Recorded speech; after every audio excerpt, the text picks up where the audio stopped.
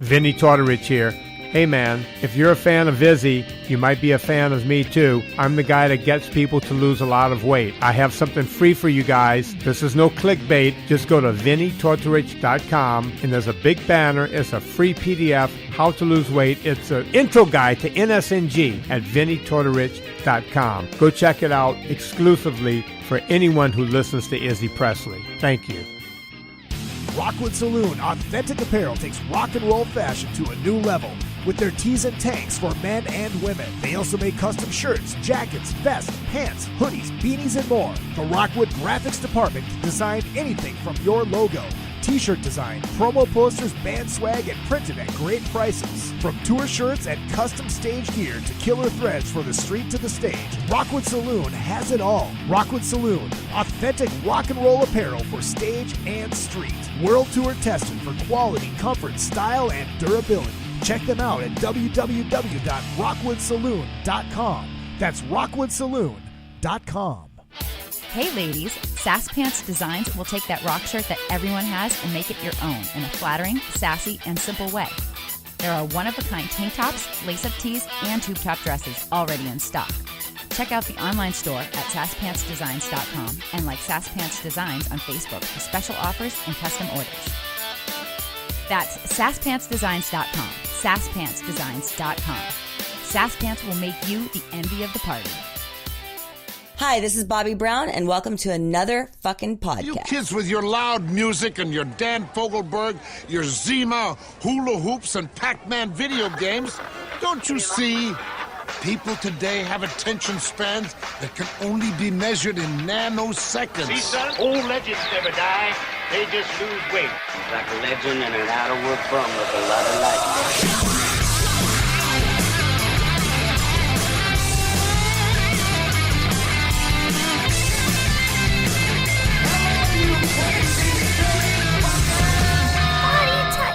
Yes, it is party time. Hello, Hollywood. Hello, world. Hello, my loyal minions. It is good to see you, and it's always good to be seen. My name is Izzy Presley, and welcome to a very special Tuesday edition of Another Effin' Podcast. Did not do one last night. I had to do something, and then I had to work. But, as you loyal listeners know, we did a very fun show on Sunday night. A very special show. A special drunken summit. We were having Easter shenanigans over here.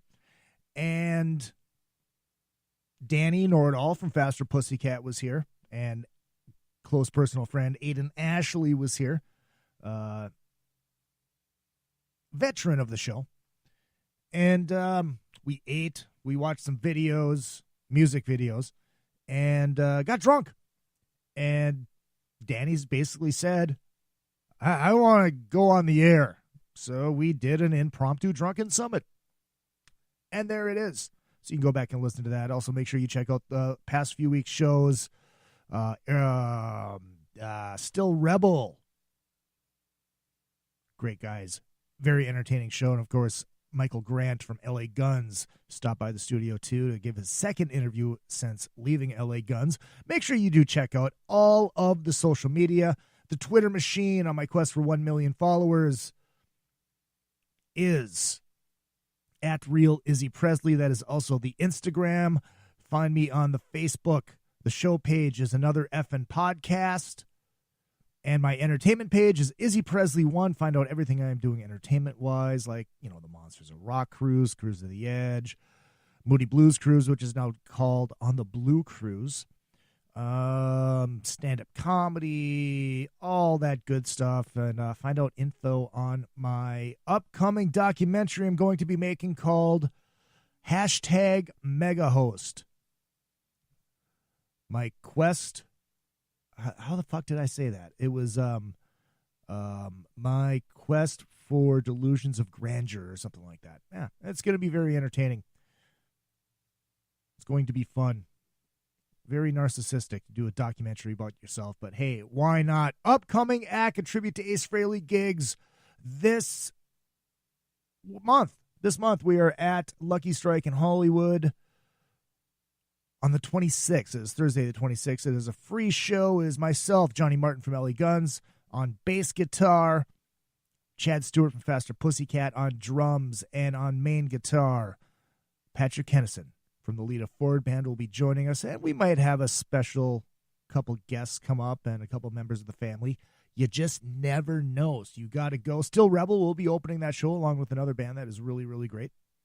No Cover, Hollywood and Highland, Lucky Strike, April 26th. And then also on May 18th, Friday, May 18th, we'll be returning to Stoney's in Rockville, Minnesota. I got to go home to clean out some storage units and bring a bunch of stuff back to Los Angeles. So we said, fuck it, we're going to do a couple shows. It will be at Stoney's in Rockville on May 18th, and then May 19th at the Doghouse Bar and Grill in Maplewood, Minnesota, one of the suburbs of the Twin Cities area, along with Black Rainbow, a Dio tribute, and Devil's Rejects, a tribute to Rob Zombie. Should be a very, very fun show. Cannot wait. If you do want to support the show, well, Lori, you can't listen for long, and Eric will be calling in at 7:30. So in about 25 minutes, Eric will be calling in. But, you'll be able to go back and listen to it. There you go, Scotty. How can you get one of those kick-ass act posters I've seen on your page? I don't even have one. I wish I did. But you can order your very own Act A Tribute to Ace Frehley t-shirt if you go to either of the pages, the Act page, the podcast page, the Izzy Presley 1 page. Click that shop button, and you can go buy t-shirts for the podcast. You can buy hashtag Megahost t-shirts. You can buy Act A Tribute to Ace Frehley t-shirts. You can buy all that stuff. And you'll order it, and it'll get printed and sent to you via Teespring. Very, very cool. But if you do want to just donate to the show and send me money, because I am poor, PayPal.me/Izzy Presley. And I'm also on Venmo as Izzy Presley, and I'm also on the Bravo Tip app. So you can just go ahead and send me money. Support the show. That's really what it's about. It's supporting the show because the show is free for you. It is not free to put on, but I love doing the show, and I love doing it for my handful of loyal listeners. So, yeah. Upcoming weeks, trying to get Stu Ham in studio when he gets back in town. The Icon Stu Ham. In May, it's looking like I'll probably have Dennis Haskins from Saved by the Bell. I will probably have Spike from Power Man 2000. None of these are confirmed yet, but there's just been chatter. And it's looking to be a very good May for another effing podcast, and a very good April, too. In April we have Creighton Emmerich from Orgy coming in, along with their drummer. That should be cool. That is April 30th. I don't even know what else we got coming up. Just look at the show page, facebook.com/another effing podcast. Tom Cullen, what is up, buddy? Good to see you. Thank you for stopping in. Eric Martin will be calling in just about 20 minutes or so. And we'll talk Mr. Big. We'll talk Pat Torpey. We'll talk about the celebration of Pat's life that is going to be taking place here in May at the Canyon Club, right outside of Los Angeles in a town called Agora Hills. Very cool thing. It's going to be like an all-star thing. I believe one of my gods, Richie Kotzen, will be playing, who was in Mr. Big for a while. Should be really cool. Should be really, really cool. Can't wait to find out exactly what is going on with that and what the future is for Mr. Big. So we'll see. We'll see. We'll get into that. And we're going to get into some history of Mr. Big, too, because I know the records. I know the guys. I know Eric the most. Billy knows me if he sees me sometimes. I don't know if he remembers me or not. I don't know. But I've never met Paul. And then, of course, Matt Starr, who plays drums for them also. Troubadour, what's that? Stranger Things, I've honestly, Tom, I've never watched that show. Couldn't tell you. Casey Powell checking in from Texas. The Thunder Down Under. Wait, that's Australia. Oh, speaking of Texas, so this is very cool. So this weekend I got a text from Don Jameson, and Don's like, "Izzy, you a wrestling fan?" I'm like, "Yes." Yes, I am. Actually, my reply was, well, let me tell you this. I tweeted at Jerry Lawler asking for him to leave me the AWA title belt in his will. So, yes, I am a wrestling fan. He's like, well, I got to go do Stone Cold's podcast on Monday. Stone Cold Steve Austin, oh, hell yeah. Would you drive me there? I'd rather go with you than take an Uber. I'm like, well, absolutely. So we go, and I'm sure you saw the pictures if you're listening to this. It was very cool. Checking out 317 Gimmick Street. Stone Cold was so nice, so accommodating. He made me feel like I was somebody, because I'm sitting there at the table while they're doing the podcast, recording the podcast. He's like, and Izzy's over there. Izzy, what do you think about? He wanted to give me a microphone. I'm like, no, Steve. This is about Don. I'll just hang back, and if I have to chime in, I will. I played with his dog, pretty much. His dog attacked me. It's a pup, a black lab pup. So she's a little Callie. Callie is her name, I believe, and so she's a little playful. Yes, almost took my face off, but that was okay because it's a puppy dog. I love puppy dogs. Oh, look at all this love going on with you cruisers in the page. I love it. Scott and Casey. There's going to be some cuddling going on in the next Monsters of Rock cruise. I feel that. So we went down there and we did it. And we were hanging out with Steve afterwards, just bullshitting about music. And Steve's a metalhead, so it's like, it was great, man. Steve was awesome. Maybe I can con him in coming to doing the show now that he knows me. And go back and listen to that show. It is up now. If you go on iTunes and look for the Steve Austin Show, it's also on the Podcast One Network. And it's the Don Jameson Show, or Don Jameson is the guest, obviously. And I go in there, listen, and I got a little plug-in for the podcast. I got a little plug-in for the act shows coming up. And Steve is a great guy. He was a great guy. I was really impressed. You know, a lot of times people have horror stories about meeting people that they look up to. You know, I'm a wrestling geek, and I loved that Attitude Era. And Stone Cold was one of my favorites, and he was so cool. Fucking so cool. Oh, hell yeah. Fucking dig it. So what's going on with you guys? We got, we're killing a little time here before Eric calls in. Don't really have any stories to talk about. I think I just told it to you. Did all my promo, but, you know, while I'm waiting for you guys to chime in, you can check out Beater Amplification. That's 2 E's. It is balls out testicular fortitude. Oh, yes. Rock and roll tone. These things are so clean. So clean. You don't even need a noise gate. And I know, Casey, you're a drummer, so you know all about noise and annoying noise and pounding. Hey, Rebecca, checking in from Colorado. How you doing? Thanks for stopping by. If you're just checking in, Eric will be calling in about 20 minutes. Oh, actually, no, in about 15 minutes. Slowly creeping closer to that. Look very forward to chatting with Mr. Eric Martin of Mr. Big. Got to know him on the very first Monsters of Rock cruise. Randomly. I mean, I knew he was on there, and I met him. I was like, God, this guy's really nice. He's a really nice guy. And we befriended each other. I sent him an email after we got back to the frozen tundra of Hoth or Minneapolis. And, I sent him an email. Hey, man, Izzy, we met on the boat. I'm with Rock and 101. He's like, of course I remember you. And we became friends.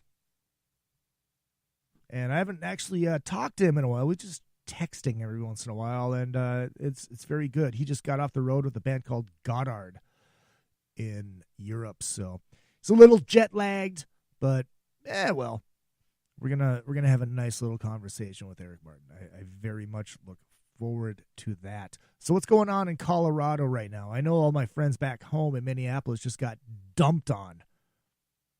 10 inches of snow. Oh God, I don't miss that shit. You know what's awesome? You do not have to shovel sunshine. And you don't have to shovel out palm trees. It is awesome. It is awesome. And also, hey, if you're going to be in town that week, that ACK is playing at Lucky Strike, Thursday the 26th of April, Wednesday the 25th will be our Soundcheck Live, which is another free show at Lucky Strike All-Star Jam. This past one was amazing. Unbelievable, the show that Ferlazzo put together. It was all mashups. And if you're not familiar with mashups, I'm sure most of you are, but if not, a mashup is like you take the music from one song and the vocals from another song and just put them on top of each other. My favorite one is the Nirvana Rick Astley one. I think it's amazing. I think it's brilliant. I think it's gold. And it was 3 sets of mashups. Now, I know, and I said this during the show, that there's no way in hell I would have been able to play during that show because I would have gotten lost. Unless it was like it was the music from a Kiss song that I know like the back of my hand. Kind of like my cock. Hey, yeah. Oh, wait, I'm sorry. I forgot this. Yeah. Who's Bill Leverty checking in? He's not on here, though. No, just lots of sun and warm. That's good. That is good. That's awesome. That's awesome. Sun and warm is a glorious, glorious thing. I love sun and warm. I really do. And also working on getting Vinnie Tortorich back in. I know Scotty is excited for that one. Enya and Prodigy, 2 bands that can lick my ass. I mean, 2 bands that I just don't care for. Just not my thing. So that might be an annoying one. But it was the first time I got to hear the Rat Marvin Gaye one because they played it and it was awesome. But actually, one of the really cool ones they did was Run to You from Bryan Adams with Enter Sandman. It was unbelievable. It was so cool. It was so cool. As far as the theme for the next one, I don't know yet. I have no clue.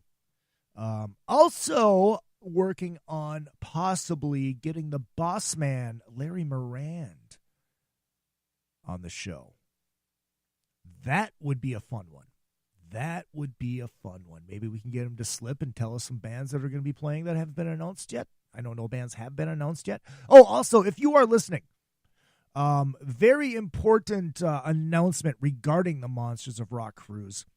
Do not, if you are not if you've never been on the cruise, or if you have been on the cruise and just got kind of got caught up and got overexcited and went on Royal Caribbean to try to book the cruise, go cancel it, because it is done through the Monsters of Rock cruise website. It is not up yet for sale. Cabins are not up yet for sale. So if you did try to book the Monsters of Rock cruise through the Royal Caribbean website, cancel it. Get your money back, because you're going to have to use it through the Monsters of Rock cruise website. Also, Gino from the Monsters of Rock cruise is over here on Sunday for the Easter Day fatness. He carved the turkey like a champ. And we were talking about, there's going to be renovations on the new boat. And trust me, you guys are going to love it. It's going to be awesome. I'm not going to get into that, because that's not my place to spill the beans if they have not been spilled already. So that should be really cool. I cannot wait. And also, Casey, I'm thinking about running some ideas for the next Cruiser Jam as well. I know this is very cruise heavy, so if you have not been on the Monsters of Rock cruise, I'm sorry you're getting bored with this conversation. But if you're listening live, feel free to drop into the chat room, or just leave a comment, and I can get back to you as soon as possible. Scott, you damn well will get your money and shit together for that. You'll mortgage your house so you can go on that cruise again. Just mortgage your house and use that money every year to go on the cruises. I think that's brilliant. Fucking brilliant. I'm patting myself on the back right now. You can't see it because I'm not on video. But that is a brilliant, brilliant idea. Pardon me, I have to have a sip of coffee. This is my first day of no sugar, no grain, and it's killing me already. See, Casey agrees. I usually say never listen to a drummer, but in this time, I'm saying listen to a drummer. There you go. Casey, are you going to make the trip up to Minnesota for the ACT shows? You absolutely should. Everybody should. And also come out. Hold on. I have to reply to. Well, I do have his number.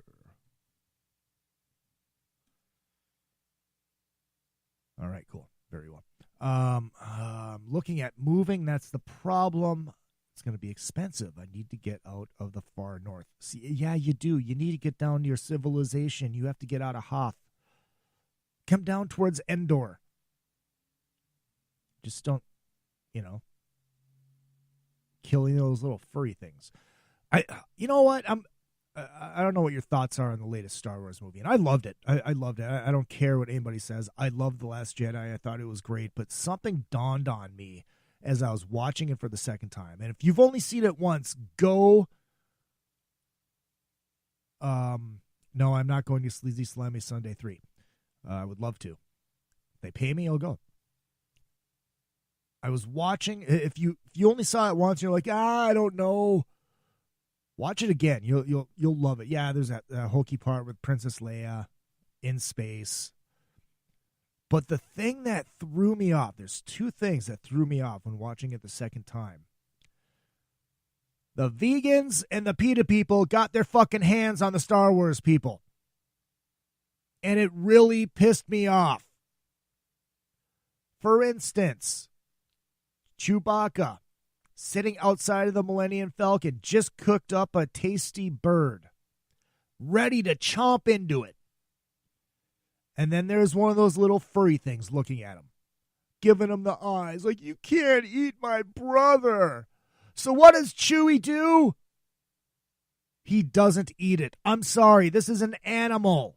Eating an animal. Get your goddamn vegan PETA people out of my Star Wars movies, god damn it. Not happy about that. I know, Izzy, it's such a small little part, but still, Chewbacca is an animal. He's a Wookiee. He's a meat eater.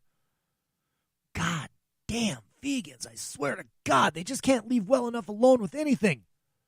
Oh, I can't wait for the Solo movie either. It is going to be badass. It is going to be freaking killer. So Eric Martin will be calling in about 8 minutes. We're going to get a short little break in right before he calls in, and then we'll roll with Eric Martin and talk to him for about half an hour, 20 minutes, something like that. Not going to be a super long show tonight because I do have to get out and work because I am short on rent. Ah! Kidding. Okay, maybe not. But yeah, I'm just really, really excited to talk to Eric. I haven't talked to Eric in a while, and excited to hear about the celebration of Pat Torpey's life.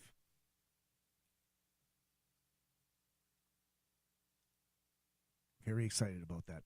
I'm not going to watch. Scott, WrestleMania, I'm not going to watch it. Part of me wants to because it is WrestleMania, and I kind of have a crush on Ronda Rousey when she has makeup on. And I didn't even know that Lesnar's champion again. That's how long it's been since I've watched wrestling. It's not professional wrestling anymore. It's so... They just try to cram so much shit. You don't know what's going on. You don't know who's feuding with who. You don't know who's a good guy. You don't know who's a bad guy. It's not fun anymore. It's all candy-coated kid crap. There's no blood anymore. Because let me tell you something, Daddy. Red equals green when you go into the pay. Wow. Dusty Rhodes did not want me to do that impression. Let's try that one more time. Let me tell you something, Daddy.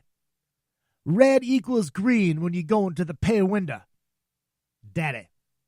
Those are hard times. Or something like that. I don't know. I'm just killing time until Eric calls in. I suppose I could have started the show at 7:30, but then it would have... I wanted to do a little thing, talk to you guys for a little bit. But I'm very excited to talk to Eric. It should be cool. What else do you guys got? That thing is not moving. That thing is not moving. That's okay.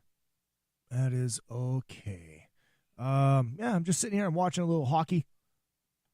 Bruins and Lightning. Just killing time, Beva. Just killing time. What was I just going to do? No, not that. Just did a killer photo shoot a couple weeks ago with Tamia and Tamia Egel. And she used to be out here in Los Angeles, but she is in Nashville now. Yes, the playoffs do start on the 11th. Excited about that. My Wild are in. And, well, without Mr. Suter. Unfortunate.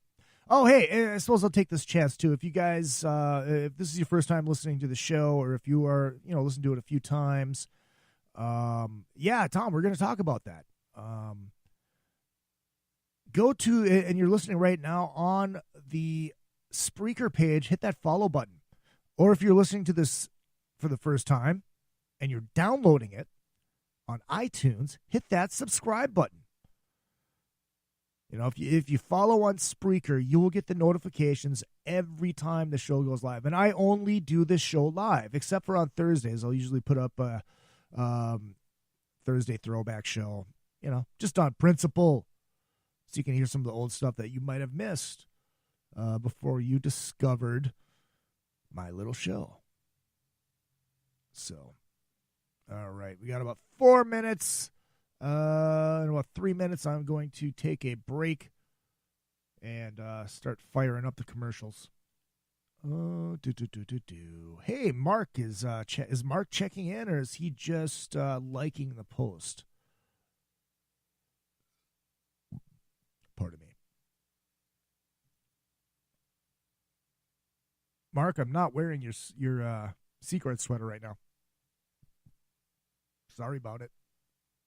It does get its love, though. Don't worry. I do appreciate it, and I wear it because I hate Al Secord that bad. It's hockey. Thing I've noticed, the real rivalries in sport, the ones that last, are the hockey rivalries. Because in football, it's like, yeah, we hate these guys, usually because that team is really good.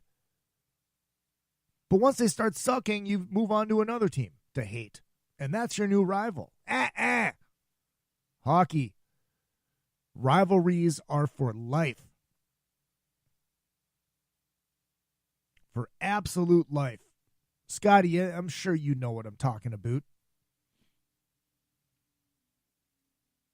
All right. I'll tell you what. I'm going to take a short little break. And Eric Martin will be calling in just a little bit.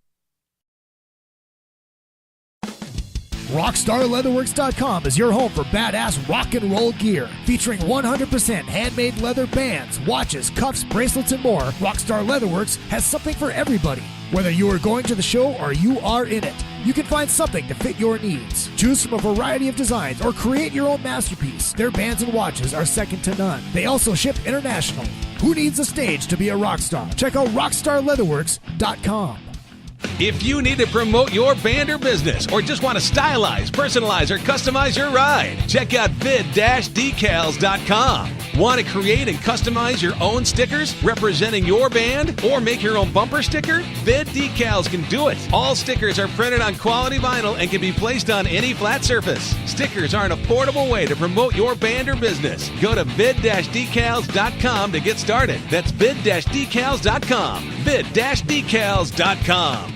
Retro Arcade brings Minnesota and surrounding areas arcade games from the days gone by. All of those great games from pizza joints and arcades are available in cocktail units and custom machines. Dozens of favorites from your youth in one machine to complete your game room or man cave. Retro Arcade also sells and services your favorite pinball machines. Find them at facebook.com/80arcade. That's facebook.com/80arcade. Retro Arcade. Your youth is just one click away. Hi Hi, this is Gilbert Gottfried, and you're listening to another effing podcast.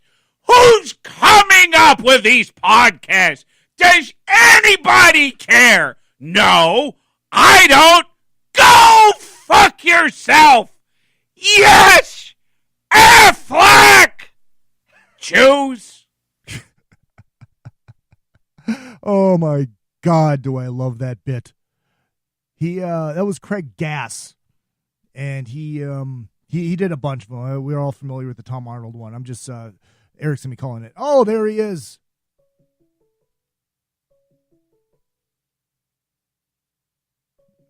Mr. Martin. Hello. Are you here? Hey, buddy, how are you, man? Not as excited as you are. No, I'm kidding.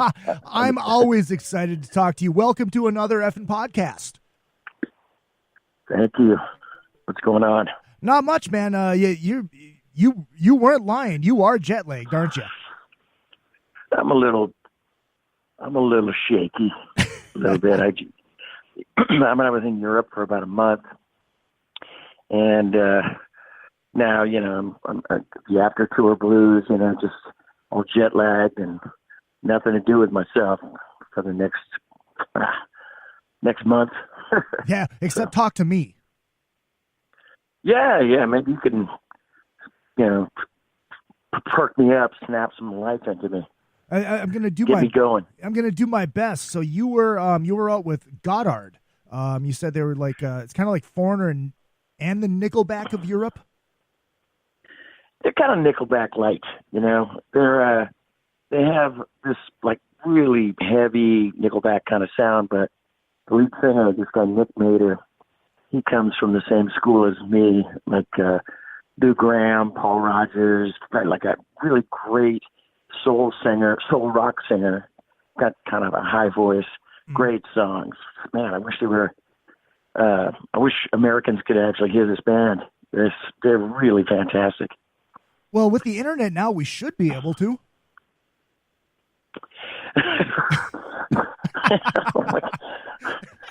Hey, man, when I said I got back from the road, I didn't go into a cave, you jackass. Oh, that is worth the Pat Fontaine laugh. Hold on. I got to find my effects. No. Yeah. I don't know if you can hear the effects when I play them, but I've... No, that's okay. I'll hear them later. I'll listen to you later, and I'll listen to me perk up throughout the conversation, as you Martinize me, So would talking about Howie Simon perk you up? Sure, why not? I mean, yeah, Howie Simon, great guitar player, total mensch.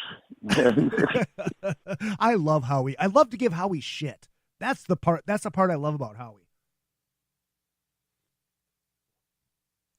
Hello? Are you there? Oh no, did we lose him? There we go. We lost you for a second. I know. What happened? I don't know. The internet. Yeah, it's the damn internet. It's the freaking internet. Or it's the Howie Simon curse. I don't know. Talk about Howie, everything goes down. No kidding. Yeah, Howie Simon is kind of like the Swiss Army knife of rock. He's like, he's got his thumb in every rock and roll band pudding. He plays with everybody, and he's a fantastic guitar player. He is. Yeah, and as a person, I've been with this. I partied with this guy before, and like I remember he used to tell me stories about people coming up to him to talk to him. Like, remember, he's so proud of the fact that this 8-year-old kid came up to him one time and said, like, hey, are you? He's holding his guitar. He's hanging out with the Nelson Brother guys, and he's hanging out in front of a hotel waiting for a car or a limousine to pick him up. And the 8-year-old goes, hey, are you in a band? He goes, what does it look like, kid? Right? And he's so happy and proud about him, like, spouting out to this kid. I'm like, and I go, oh, and I that's his personality. It is. It is. He's And he's like one of those guys that go, I can't even begin to tell you his humor.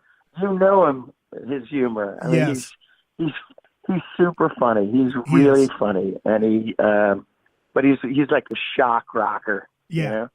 Yeah, I had a little problem on the Moody Blues Cruise because Howie was on there with this little 70s type acoustic thing that he was doing, which was badass. And I actually did the Elvis Black Leather sit down show with I had Heavy Mellow as my band and Frank Hannon. And Howie watched it. And then I had heard afterwards that he told people in the office that I was really good. And I don't know how I feel about Howie saying nice things about me behind my back. First of all, Howie saying nice things. You must. Oh, my God. We're losing it again. Son of a bitch.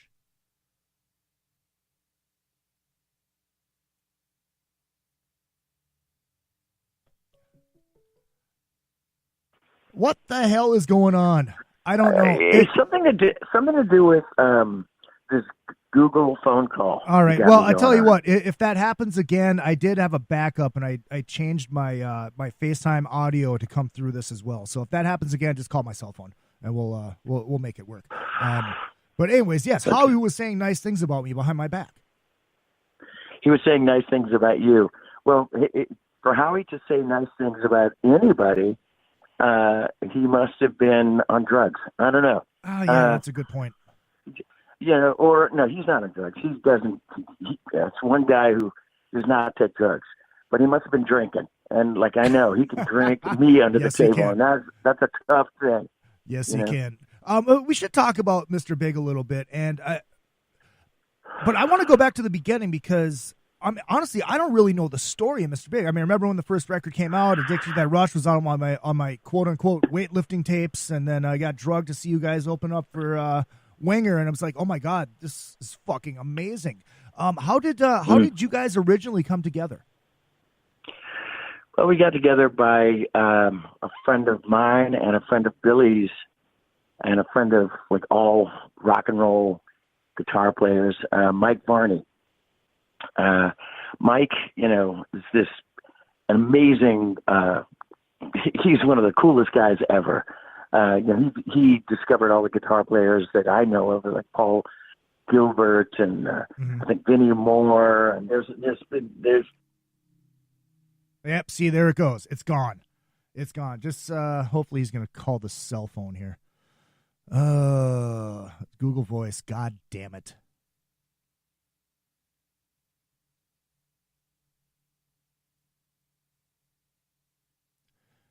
Oh goodness. Yeah, just call my cell phone, Eric. We'll get it. We'll get it figured out here.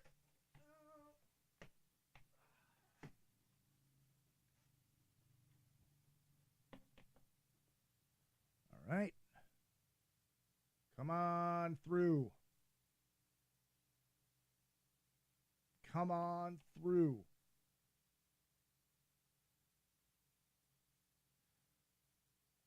Are you there?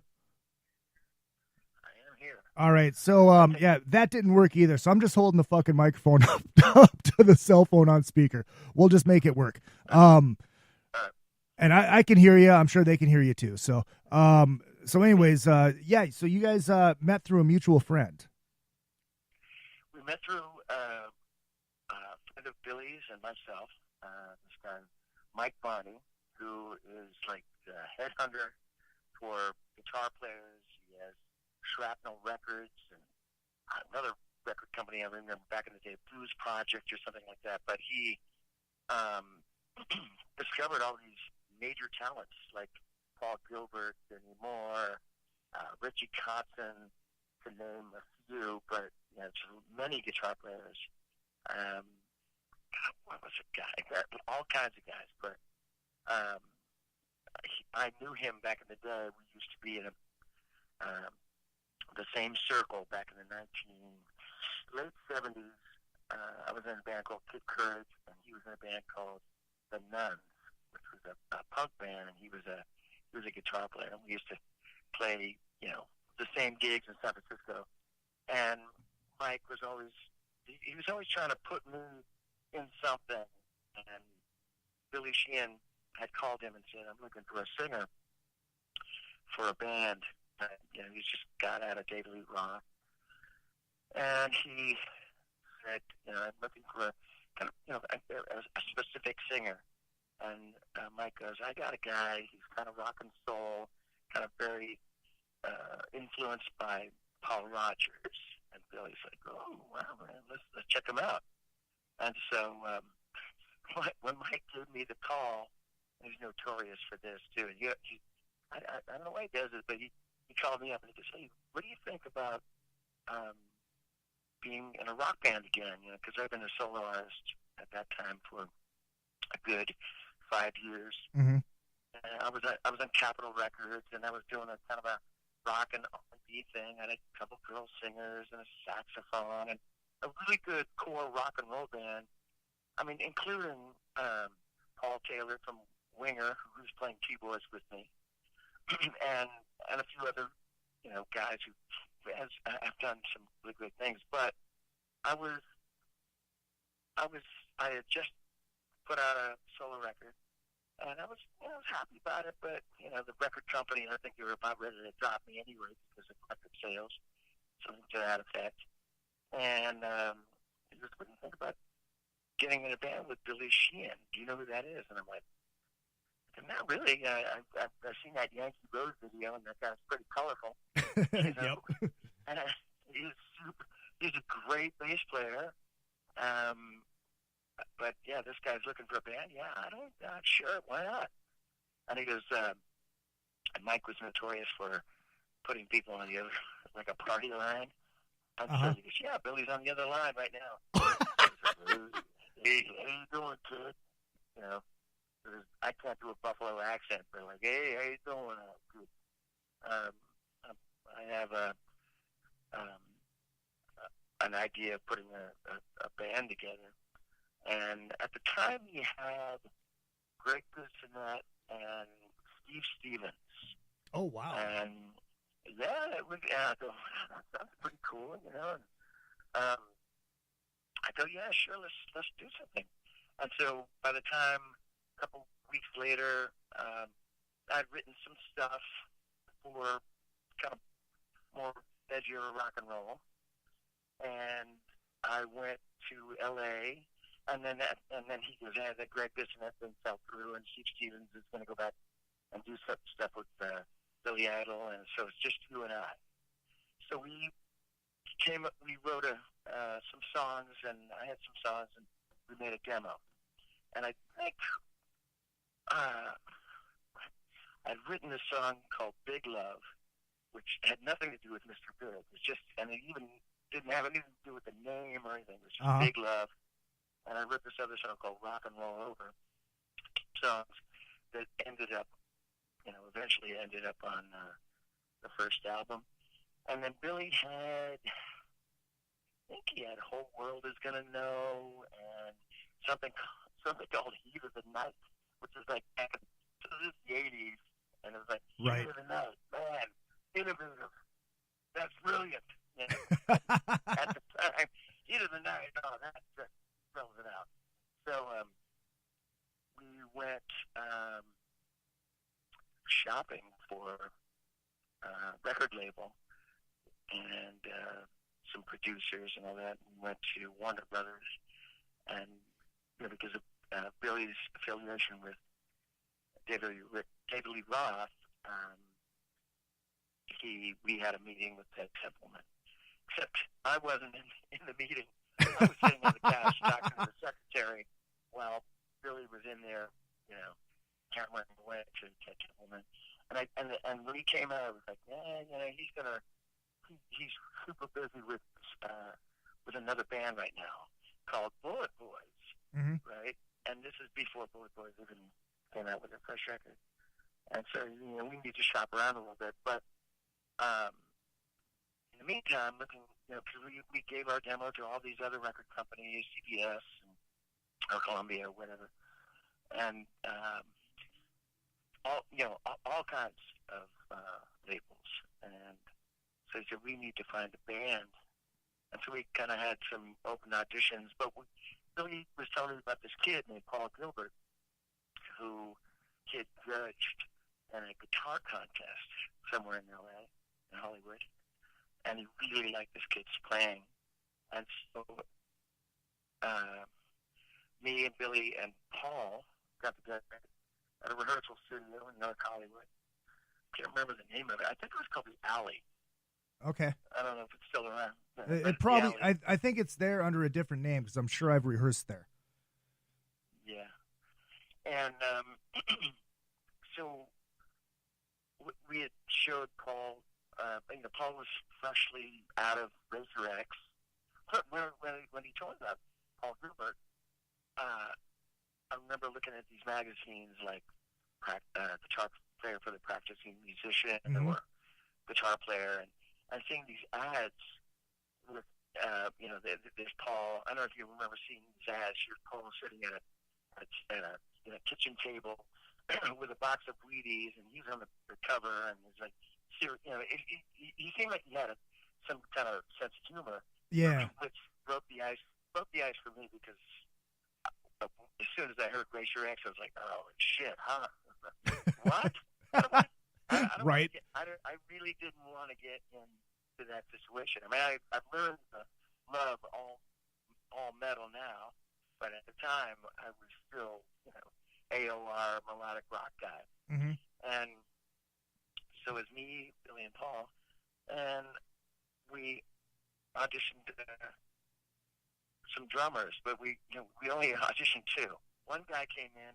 He was and I totally remember his name. He was a friend of Paul's. His name is Bobby Arechika. I just love that name, Arechika. That would have been great. To try to come up with a band name, Arechika. Yeah, absolutely. Anyway, right. So he came in and he was good. He was okay. I thought he played pretty cool. We jammed on some Zeppelin and stuff that we were influenced by, like Free and a band called Spooky Tooth, and we were totally into this kind of four on the floor rock and soul British invasion rock bands. That's what we all agreed on, when we first started the band. So Pat Torpey came in, and he looked great.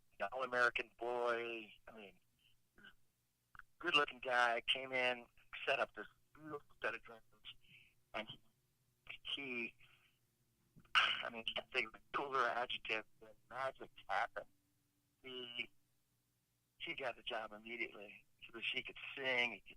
He was so prolific on the drums and so detailed. I mean, like later on, he used to say in his instructional videos that when he played these hi-hat things called ghost notes, and it was just like so cool and detailed. Mm-hmm. Not like Neil Peart detail, but like a good, solid rock and roll drummer with some added spice, Mm-hmm. So that was it. I mean, it was me and Pat and Paul and Billy, and we practiced forever in this alley place, and just wrote. I remember I was playing a lot of piano back then, and we set up in a circle. First of all, here we are in a circle. I'm looking at Paul Gilbert. He's really skinny. Uh-huh. He's wearing spangly pants, some colorful stuff.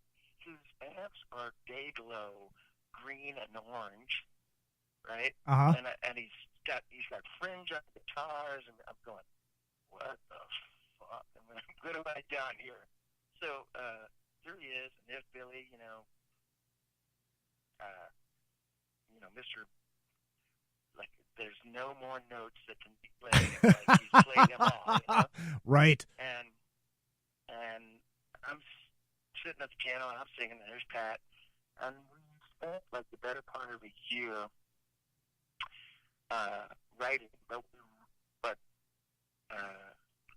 initially, when we sat down, about 8 days, we wrote our first album. Oh, wow. But we beat, and for the rest of the year, we just beat those songs to death. But we wrote the foundation of our first album with it's just Mr. Big, and it's got the hat and shoes on it. Yeah. But in that year, we played showcases for all those labels that came down to see us in this little studio. And I remember Atlantic Records came down, and they were gonna, and we had stopped by this little. We were hungry, and we stopped up by this place. It was the day before Atlantic came in. They were there in the hotel. Before they came in the showcase, we ate at this restaurant called Flaky Jake's. I don't even know if that's around anymore. It's probably been closed down by the Food and Beverage Company or something like that. But, right. Billy got sick, and I mean, stomach sick, and stuff is coming out everywhere. And so we didn't do the showcase, but we gave the demo to the Atlantic Records guys. And one of the guys, I think, had signed Zeppelin. Wow. Or was one of the group that signed Zeppelin. And so I was like, oh, man, we might have missed our chance. And when these guys flew home, and they listened to the demo tape, and they went to New York, or they went back to New York, and they gave us a call. And at the time, my manager at the time was Herbie Herbert, who managed Journey. Okay. And because,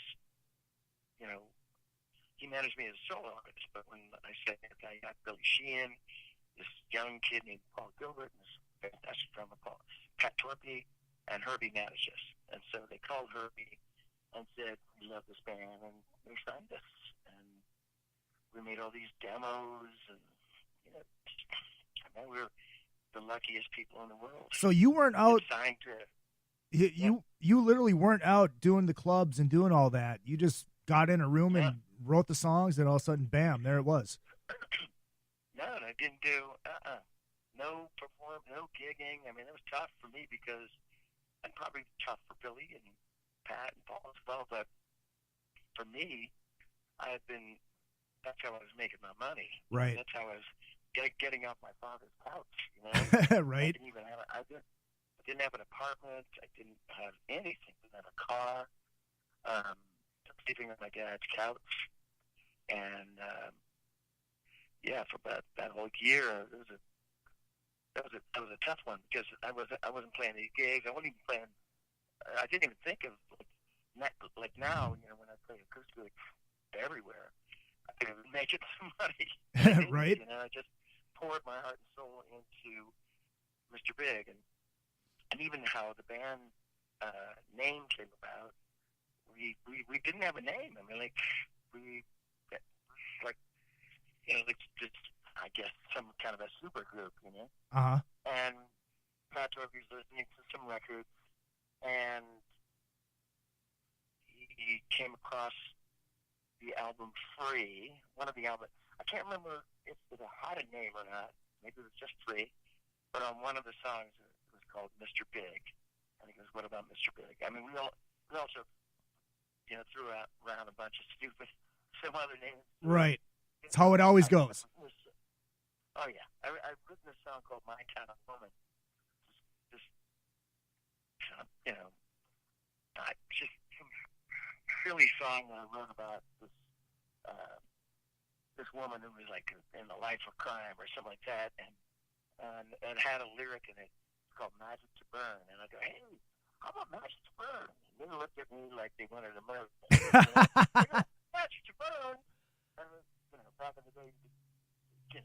back in the day, it wasn't PC, but, it was so big. What did you think about? And Red House was one of them. There was another name, Wild Blue Yonder.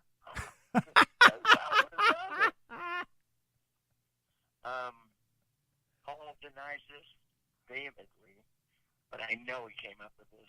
I mean, even if he didn't, it was one of the names that's on around. Mars Needs Women. I was like, man, that was shot down in like an hour and a half. It was, very sci-fi movie kind of. And then when Pat came up with Mr. Big, that's why good on a T-shirt. Yeah, exactly. Go ahead. And even looked better on when we did our first tour throughout the United States. We had merchandise. We had like some T-shirts, hat and shoes. And when you're this big, they call you Mister. And all the guys wanted this, and girls too. Big old shirts. Girls could sleep in or something. Right. And but the one thing that was the biggest seller was a condom, and it was like, and it said Mr. Big. Oh, dude. Fucking brilliant. It sold more than the record. I'd believe it. Who was that first tour with? That wasn't with Winger, was it? No, the first tour was just clubs that we did. It's kind of like, hey, we're out here. We're a new band. We just played a bunch of clubs, like the Penny Arcade in Rochester, I don't know, some of the San Francisco stuff, small gigs around the United States, like L'Amour's, which I always wanted to play there. So L'Amour's in New York, but the first big tour was with Winger.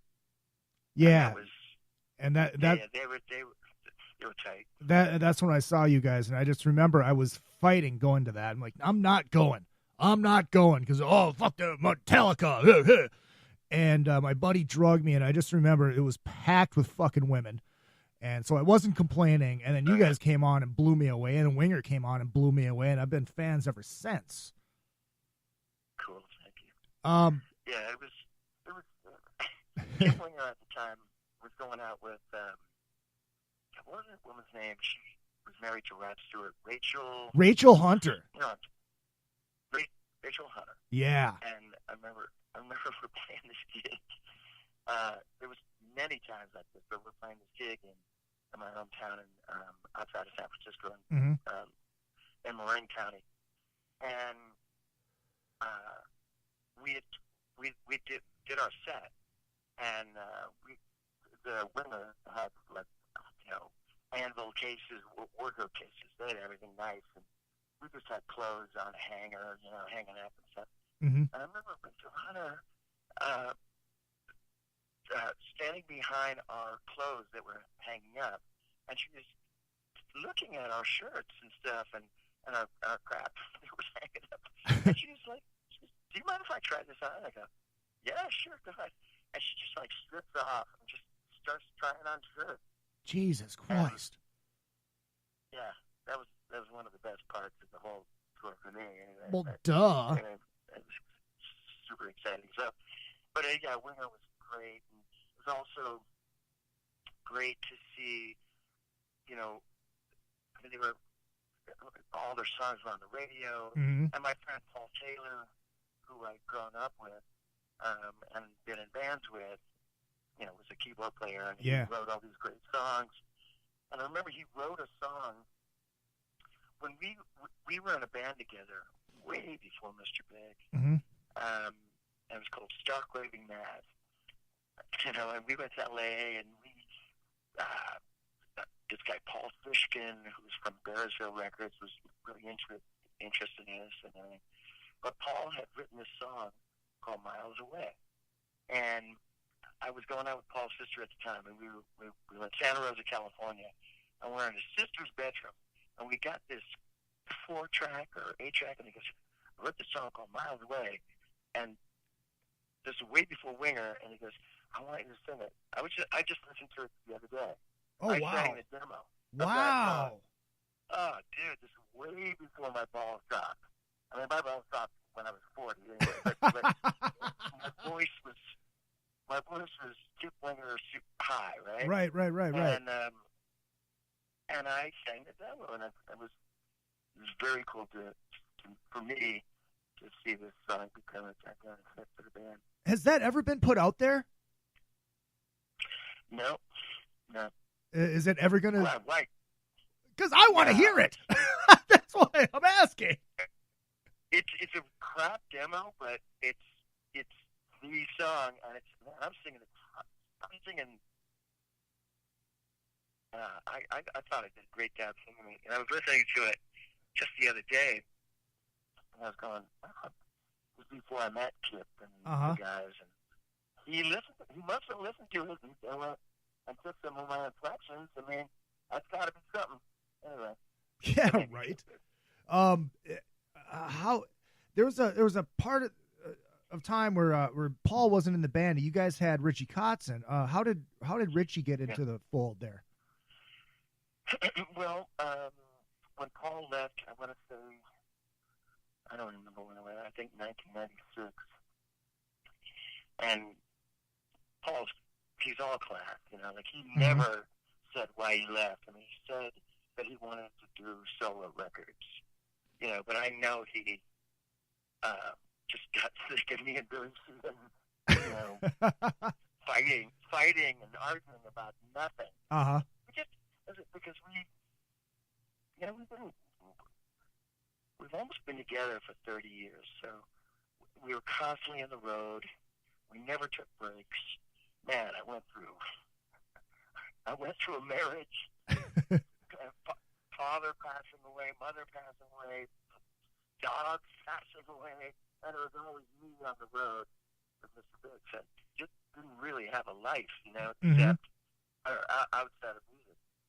And Billy too, probably. So him and I were just at odds with each other for no. If you look back on it, we're like, he said, right, stuff. Right. Nothing substantial, you know. As we realize now, we just go,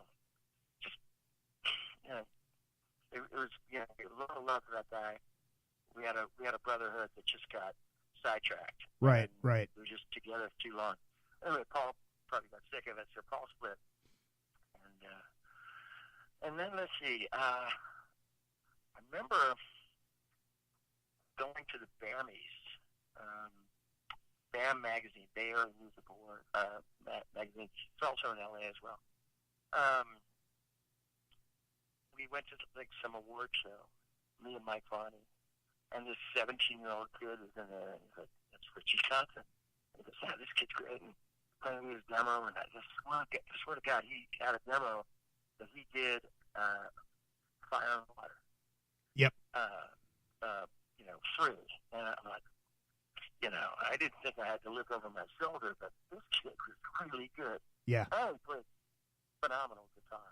Mm-hmm. And for years, and even to this day, the guy's a superstar. He's a star. You know? Yeah. And so, what happened?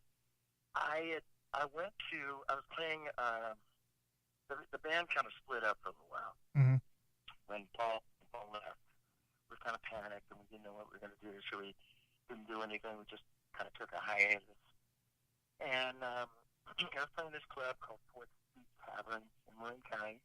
I'm playing this gig, and a homeless guy walks in, jagged, you know, janky looking, all jagged teeth, and he's like, "Hey man," you know, with a southern accent. "Hey man, I just want to, you're really good."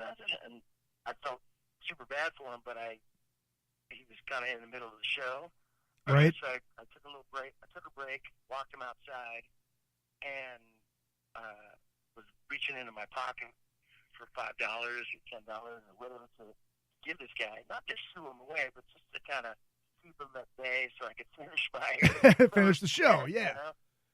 Yeah. And I looked at his eyes, and I go, and Richie Kotzen had some steel blue.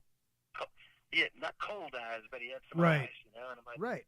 Kotzen, what are you doing? And he takes his fake teeth out. Oh, and he goes, Jesus "Hey, man, Christ. what's going on?" I was just fucking with you. I'm just messing with you. And I go, you know, what happened to Poison and all that? He goes, "Oh, you didn't see this? What's that?" No, I didn't. And so we chatted away, and I go, "God, Rich, man, we're looking for a guitar player, man. It'd be great to have you be involved." And he said, yeah, he had gotten a phone call from Billy as well. And so, I don't know, bada bing, bada bing, bada boom, bada bing, whatever it is. He got in the band.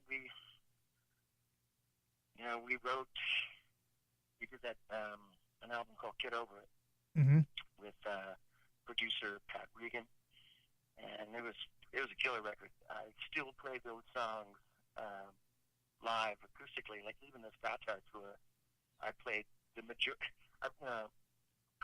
I threw in a couple of my solo stuff or like a new song here and there, but fans just wanted to hear Mr. Big. Right. And I go, well, I didn't want to do a complete tribute to the band. Right, so right. Kind of looked upon this Get Over It's kind of an obscure record. Didn't have any. Super Fantastic was a hit, Japan. That's one of the songs, but I love the songs on the record. There was a song called Dancing with My Devils that Richie and I wrote. And I closed GOTTARD, my portion of the set with right. that song. I really love that record. Anyway, Richie, I loved having the guy, and I wasn't, people were like, oh, well, he's a singer, you're a singer. I shared it. I thought about, I go, man, we could have like a Righteous Brothers kind of vibe where you sing a couple songs and I'll sing a couple songs. And it didn't work out that way. We did duets, Uh-huh. We had a song called, we had a song he wrote called Shine that we both sing in. A song called Suffocation is on that record that we both sing. And then we did another album called Actual Size, which was more kind of an AOR melodic record that had that song sang.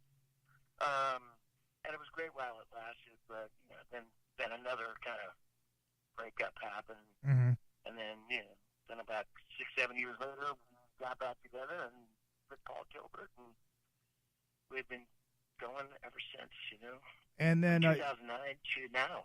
Yeah. And before we get into a celebration of Pat's life that's going to be happening here in Agora Hills, I do have a couple audience questions. Tom wants to know about playing with PJ and Steve from Trickster, and if you guys are gonna do anything else. Well, I met Pete Lauren years ago. He had written something in Hit Parader magazine about how when he warms up before the show, he doesn't do any, teacher vocal lesson kind of thing. Mm-hmm. He warms up to Eric Martin, and Addicted at Rush. Right? Wow. Yeah, nobody even to this day has actually said that they warm up to my voice, So right. I had to meet this crowd. So they were opening to Poison. No. Everything's so ancestral. It's funny. Right. In the 80s and 90s rock and roll business, as you know. But, they were opening to Want. That's right. Okay. So I met Pete, and I met PJ and Steve and Gus, and we struck a friendship that has lasted, from the 80s to now. And so Gus wasn't doing anything, and I called up PJ and Steve and said, hey, some kind of a money-making scheme and also a fun thing to do.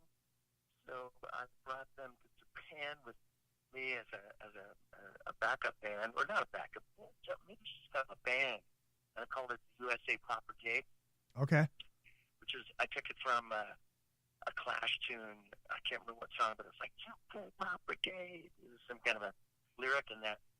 So USA Pop Brigade, it was me and PJ and Steve, and we had this great drummer with us.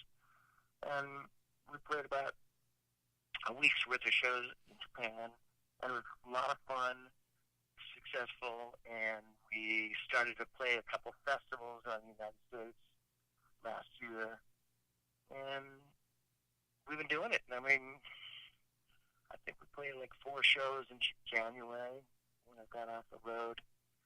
I got off the road with Mr. Big. I did like 4 or 5 months in the United States last year, and got done in the end of November, and then in January we were doing the PJ and Eric Martin and the Dirty Tricksters.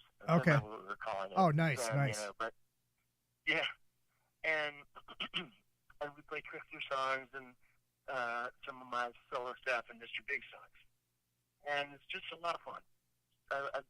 They're really great players. Steve Brown is an underrated guitar player. He's a really phenomenal guitar player. Oh, I agree. I agree. And he's really funny. He's really funny. You gotta have some humor. Right. You know, unlike Howie Simon, who is a great guitar player. Howie Simon's creepy. No, he's not creepy. Yeah. He's got this funny side to him. But Steve Brown, great singer, great guitar player, and PJ Farley is guy played with Lita Ford and done some solo records, and he's really, really good. Anyway, a lot of fun playing with the Tricksters. When you were in Europe with Mr. Big, you were also with Faster Pussycat. Did you try to keep up? Did you try to keep up drinking with those guys? You know what? Yeah, but I got to tell you, I don't know this man's past. I never met him before, but Jamie Down he's the coolest guy I ever met. He was sober as a judge. Yeah, that's right, because he went through his little thing. Yeah, he went through his thing. I mean, what a cool guy. Very cool guy. I mean, I felt so bad going in his dressing room, pouring a Jack Daniels shot, and he goes, "It's okay, man. I'm good." I'm like, okay, that's okay. You know? Right. But, hanging out with Ron Johnson and Chad and the rest of the fellas, I really like Faster Pussycat. I didn't think I would, but they got this punk rock, hard rock, almost, they're not metal, but they're like hard rock kind of sound, but it has this punk sound. Yeah. Inside, I can't even remember some of this. I mean, obviously the ballad and all that. Yeah. They were a lot of fun. I loved hanging out with the guys. And I loved drinking with them.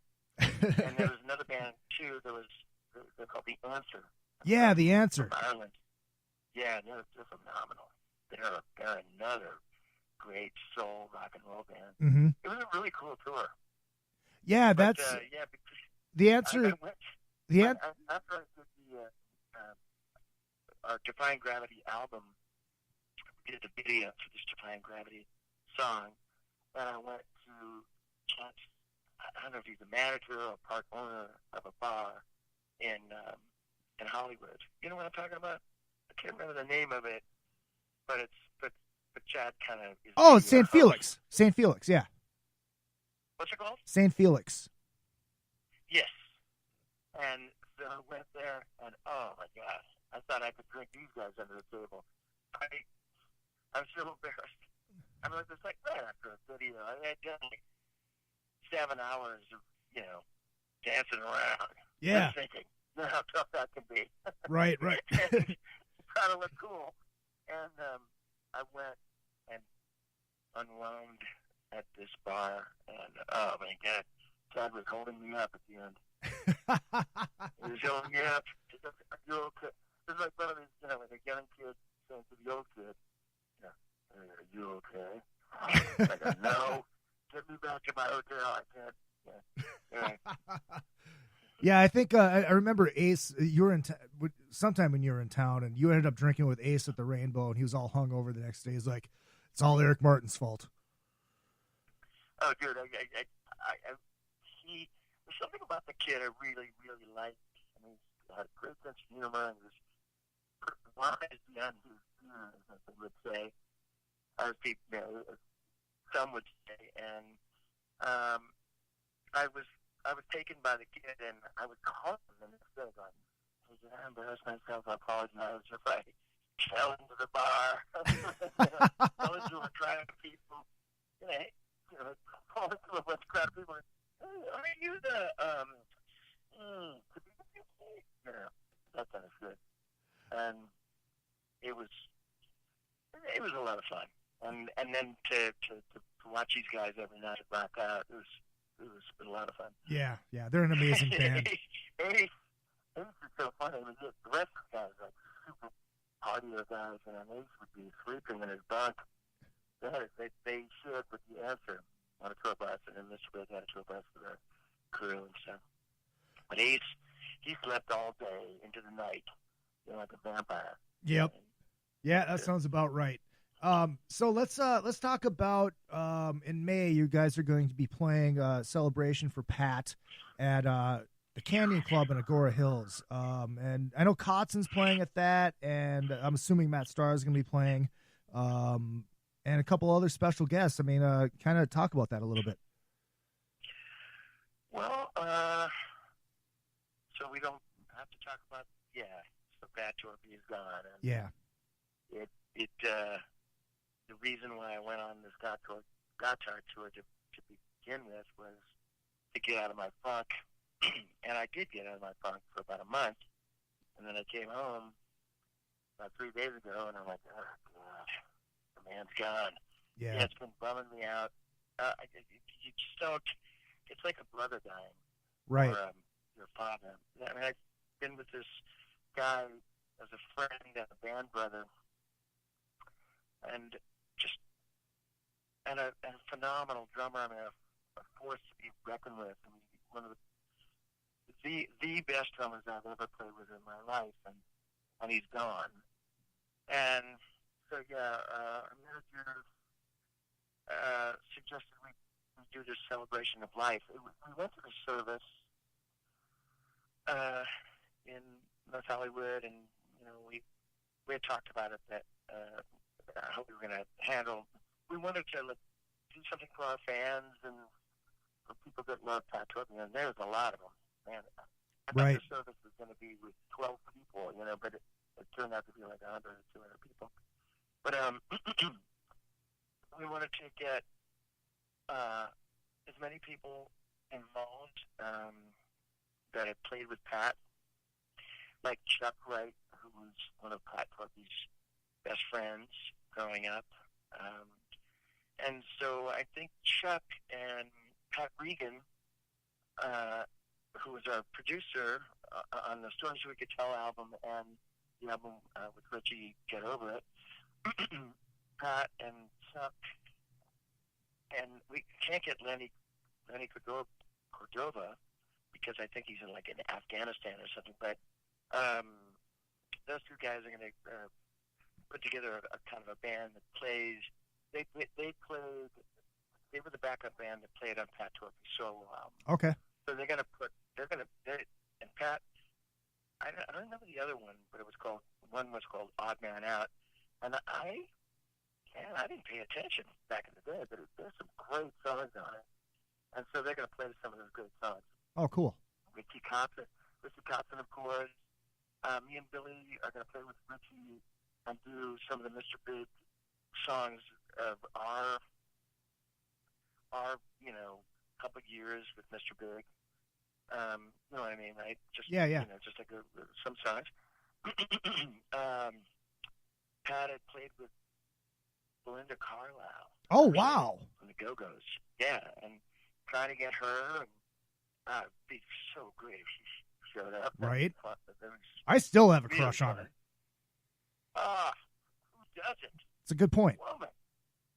Great, beautiful woman. Yeah, I'll fight you for her. Anyway, Chris and Pelletieri. Pat played with Chris, and Chris may show up. I think he is planning to show up. Well, Pat also, before Mr. Big, he played with the Knock. Really? The original drummer. Right. Yeah, he wasn't the original drummer, but he played on other records after the original drummer. Uh-huh. I toured with him for years and years and years. One of his best buddies was Ted Franker. So, a couple of guys from the Knock are going to play. There's a bunch of people that are just showing up, and we're going to talk to the crowd, and we're going to talk about that and make some. It's not going to be like some crazy speeches or anything like that, but we're just going to have like a family vibe. And I think the place only holds like 600 people. So, I know we'll pack it out. And, yeah. hopefully people get those tickets early because this is just a one-time thing. Yeah, and I'm gonna to honor our bro. I'm gonna try my best to get there. I have to go to Minneapolis, and I'm driving the weekend before that because I have to clean up my mom's storage unit just to get my shit out of there before they make it into one storage unit. Yada yada yada. But I'm leaving Minneapolis the Sunday. I'm leaving the Minneapolis the Sunday before, so I'm gonna try to get back in time. I love this podcast right now. This is like a personable thing. It's like, yeah, you know, I got to drive back to Minneapolis. My mother's garage. Well, yeah, that's just the way it is. Pat died like right as we were getting off Cruise to the Edge, and Billy was on there with Sons of Apollo, and Billy did Eddie Trunk show, and he said that if Pat, because this is obviously before he passed, he goes, if and when Pat goes, there's not going to be a Mr. Big. And I know you guys have obligations in June, I believe it is, June or July with Extreme over in Australia. So is this going to be the end? This last show? Is this going to be the last show in the States? Well, when Pat told me that he had Parkinson's when we were making that Stories record, and, you know, we finished the record, and he was in his, you know, physically he was still okay, but Mm-hmm. he was kind of, even in Pat, he was stupid. It was so silly, and I'm not making light of it, but he'd come up to the crowd and go, hey, a whole lot of things going on. So sort of like, I mean, he was a very, very cool guy, but he hadn't, his right hand and his left foot weren't shaking as much, but mentally he was so, he didn't want to bring the band down. He was, I don't think I want to do it, and blah blah blah. And I go, well, if you're not going to do it, I'm not doing this tour. Mm-hmm. I'm not going to do Mr. Big, and I don't know. Basically talked him into this will be, you know, just sitting at home and waiting for your body to just go to shit or Right. whatever, or even, and he was working out, and he was taking all kinds of, you know, nutritional stuff and going to the doctors and, you know, doing the best he can. I mean, there's no cure for it, but there's like stuff that he did. He did everything he could. Mm-hmm. But mentally, for us, for him, it was great that he came out, that he, you know, decided to come out on tour with us. And at the time, he was playing maybe 10 or 11 songs, and we got Matt Starr to you know, to play drums. Mm-hmm. And then we also had a side, like we call it a cocktail kit. It was like a really tiny bass, snare drum and a cymbal and a hi-hat for Pat to play on the side. And Pat was, first of all, you know, besides me, he was a great singer. Yeah. And he was needed with the harmony side, and which was really important for our band. So yeah, we did that tour, and then that was a What If tour. Like the What If tour. Actually, I want to tell you this. Yeah, please do. You, but on the What If tour, he was starting to feel those kind of shakes, and he you know, we didn't know he had Parkinson's or anything, but on the stories we could tell to him,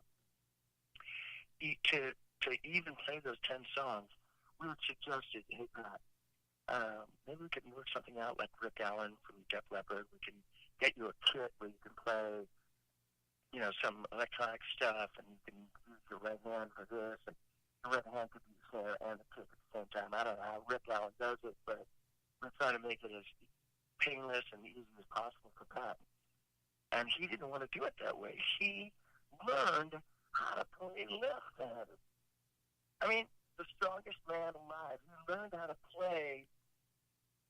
I don't know, you know, he played with his right hand and was still shaking. Wow. He relearned how to play drums to play those 10 songs, and he was still fucking great. Wow. That's the Pat Torpey that alive. Right. So when that kind of stopped and was only playing, we were going down with like 7 songs, 5 songs, 2 songs, and he was only playing the one song, playing Just Like My Heart. And, you know, when I said in like a magazine that if he bows out, I'm going to bow out. And I still feel that way. I was like, we are contracted to play. We've already had these summer festivals, and we already had the Extreme and the Australian thing. Mm-hmm. And so we're doing it. And I don't know how we're going to do it. It's going to be completely different. You know. Right. I love Matt. I know. I like what he does. He's a great drummer. But like nobody can touch Pat Torpey, and nobody can sing like Pat Torpey. Him and I were like, when Richie left, Pat and I were back to being the real Righteous Brothers. So I don't know. I mean, not to take away anything from Billy and Paul, man. We're still singers and good harmonies and stuff. But man, Pat, he is a distinctive part of our sound. So I don't know if that's the right word. Anyway, I'm completely sidetracked. What am I going to do after this? I don't know. I mean, we got some offers on the table to do like some kind of a 30th anniversary thing. Mm-hmm. And if it comes to play, I have no idea. Okay. I mean, nobody's doing it for the money. Right. I'm not saying nobody. We're not bragging here, but we did make some money over the years. Yeah. We did. Even though one of my ex-wives is offered to be with you, Rex. I'm just saying. We're set and we're good. I'm still playing these acoustic tours, which is I'm on the endless Mama Needs a New Pair of Shoes tour. Right. Yeah. Yeah, you're on the Izzy Needs a New Pair of Rent podcast. Yeah, I have kids. I didn't have kids before. Now I have like 13-year-old kids, and everybody's going, what about their college? I'm like, back to Europe again. Anyway, but I don't know. I mean, mentally, physically, right now, I have no clue. Okay. I don't want to. Right. It would have to be. It would have to be really special, and it would have to be honoring Pat. Right. But it wouldn't be that long, and I think it might be it. So. All right. There you have it. I would love to have. It's just it might be time to just bow out because without Pat, it's just my spirit has been crushed. Anyway, then you didn't want to end the podcast that way. Let's go back to something else. Oh yeah, did I say Howie Simon is creepy? I can't think of a better way to end it than. I don't even think you have to expand on that. We can just end it with Howie Simon is creepy. He's creepy and funny at the same time. Absolutely. We love Howie. And kids. Yes. If you go to see Howie Simon, you're going to see an incredible show. Just don't talk to him. He'll bite your head off. Yes, he will. Well, Eric, I tell you what, man, anytime you're in town, please, you're more than welcome. I like to do these shows in here where I get like 3 or 4 guys in, and we just get hammered and bullshit on the mic. And I call them a drunken summit. So if you're around when I'm doing one of those, I would love to have you. And love to just we just got to get together and have a beer because it's been that long. 1 or 10. 1 or 10. I love it. Eric, thank you so much, man. No problem, Izzy. Sorry about all those other times that I said no. Dude, shit happens. And now I can do phoners again, so we're good. All right, kid. All right, buddy. Talk to you soon. Yeah, bye-bye. Eric Martin from Mr. Big. Fun show. I am going to make like a tree and get out of here and hit my outro music. Thank you Yes, Bruce. Hopefully time does heal. Thank you to Eric Martin for checking in. I know he's still in a weird state of mind with after losing Pat. So thank you, Eric. That was a fun interview. Sorry about the technical difficulties, but hey, it's the internet and shit happens. Thank you guys for checking it out. Make sure you hit up all the social media at Real Izzy Presley on Twitter and Facebook. I'm sorry, on Twitter and Instagram. Facebook is Another Effing Podcast. And Izzy Presley 1. Donate to the show. PayPal.me/another. I'm sorry, PayPal.me/Izzy Presley. I just know I have to go to work. We'll see you guys next week. I don't have the guest lined up yet, but you know damn well that I will. Actually, I think I might. I just can't remember who it is. Talk to you all later. We'll see you next week, and check out the old shows on Spreaker and iTunes. Click that follow and subscribe button. And in the words of the one and only Pat Fontaine, would you kindly please go fuck yourselves? I do love you all.